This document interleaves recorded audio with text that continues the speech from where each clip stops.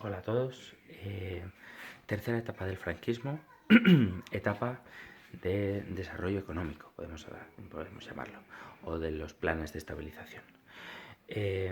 Esto se da sobre todo con la entrada en el gobierno de Franco de los llamados tecnócratas. Tecnócratas es gente que viene fundamentalmente de facultades económicas, son gente vinculada al Opus Dei, es decir, a ese grupo de la Iglesia Católica más elitista, que siempre está metido en los engranajes del poder, y de ahí parte de los mitos de que controlan la Iglesia y el mundo entero.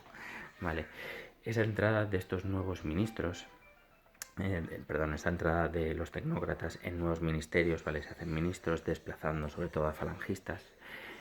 Lo que provoca es una apertura del régimen al capitalismo global, por así decirlo.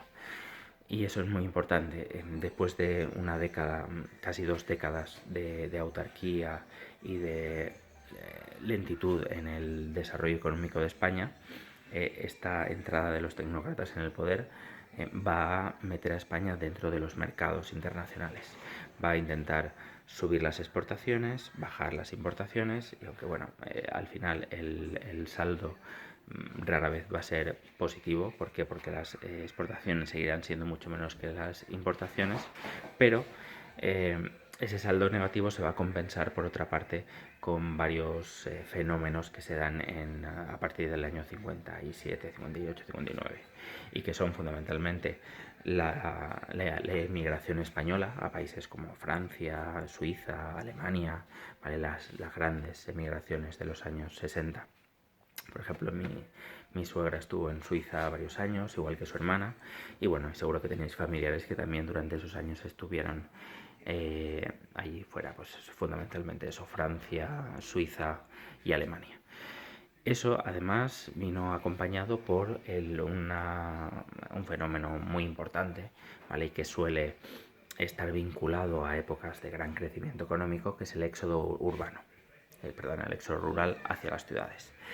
La gente deja el campo y el campo empieza a experimentar un cambio notable, en el sentido de que empieza una desescalada en cuanto a ser foco de grandes problemas y enfrentamientos con el orden establecido, y toda esa gente se traslada, bueno, buena parte de esa gente se traslada a las grandes ciudades y empezarán a trabajar en la industria y en el sector servicios cada vez más amplio.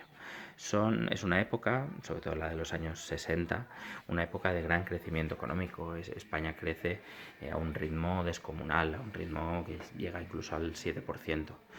Eso es un crecimiento espectacular.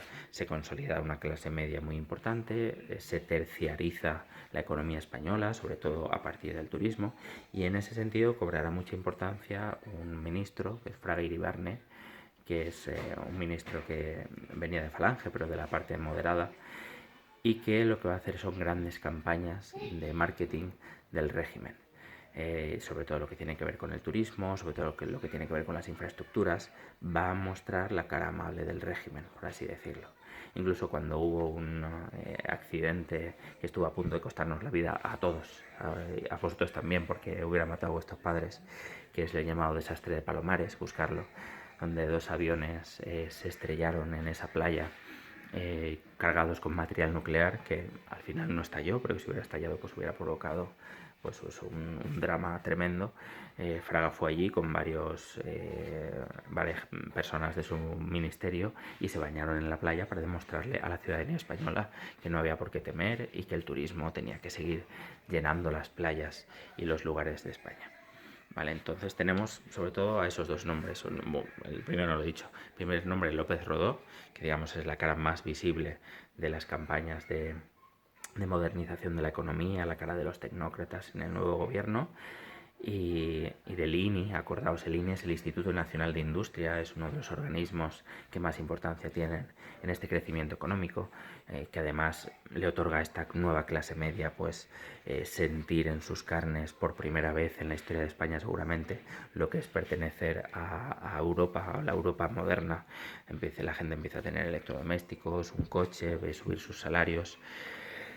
Vamos, que empieza a participar en un ambiente pues de prosperidad económica. Y por otra parte, el otro nombre, Fraga Iribarne, acordaos, el gran, ¿cómo se llamaba? El protagonista de Mad Men, que son los publicistas de la serie esta de HBO, que se llamaba Donald Draper, Don Draper, el Don Draper del franquismo, en el que va a realizar grandes campañas de propaganda.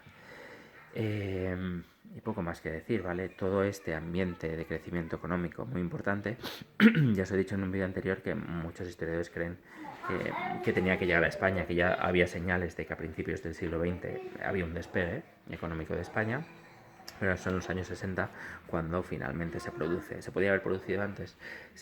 ¿Podía haber producido después? Pues no vamos a entrar ahí.